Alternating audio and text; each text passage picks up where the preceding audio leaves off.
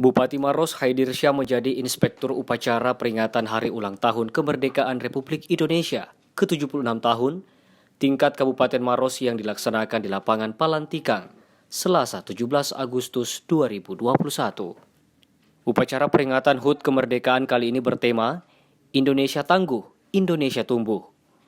Unsur Forkopimda Kabupaten Maros, veteran pejuang, sejumlah tokoh adat masyarakat serta tamu undangan lainnya turut hadir.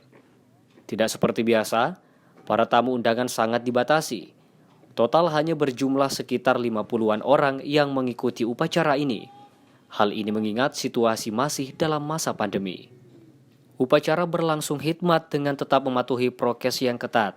Untuk peringatan detik-detik proklamasi kemerdekaan Republik Indonesia, acara mengambil tempat di ruang pola kantor Bupati Maros yang digelar secara virtual. Bupati dalam sambutannya mengingatkan agar seluruh komponen pemerintah dan masyarakat tetap semangat dan menjalin persatuan meski dalam suasana pandemi. Tim Liputan, Selebes TV.